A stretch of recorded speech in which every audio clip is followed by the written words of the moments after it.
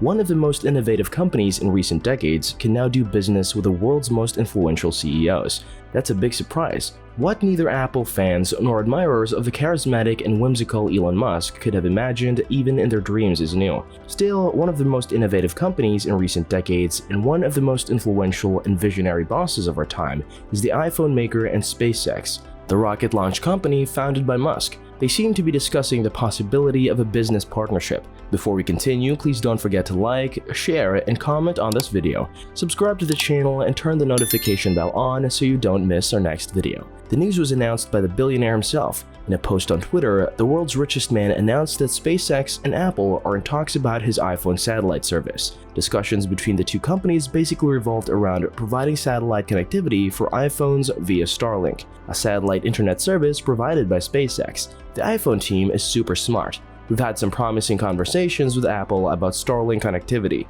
the tech tycoon posted on Twitter on September 8th. Musk, who has often dismissed Apple's recent innovations, complimented the tech giant. iPhone team is obviously super smart. He added that, for sure, closing link from space to the phone will work best if phone software and hardware adapt to space-based signals versus Starlink purely emulating a cell tower. He did not say whether discussions were still ongoing. Apple did not immediately respond to our request for comment. Musk's announcement comes a day after Apple announced a satellite service in partnership with his Globalstar or GSAT. The service will eventually allow users to make emergency calls through satellite connections, even if they don't have cellular service. The first is limited to news. Antennas compatible with the iPhone would connect to a satellite and communicate in places where there is no cellular connectivity. The service is supposed to work with a direct satellite connection and would therefore not be compatible with current iPhone models, with a need to be outdoors and on the move. Satellite functionality will be free with new iPhones for 2 years. It is currently expected that Apple will make the services available to customers during the fourth quarter of 2022.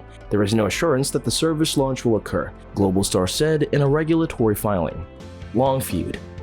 The partnership between Apple and Globalstar is similar to the one announced by SpaceX and T-Mobile in late August. Under the agreement, SpaceX will provide satellite connectivity services in remote areas where traditional cellular networks are inadequate. As The Street's Tom Bemis wrote, the partnership is based on technology provided by Starlink. Starlink, a network of low-Earth satellites operated by SpaceX, will begin launching its new generation of satellites next year. The Starlink second-generation satellites will be able to transmit directly to your cell phone, Musk promised. No more dead zones in a nutshell. The service uses the 12 GHz spectrum to provide basic connectivity via 5G modems and is expected to launch in beta next year, initially text only.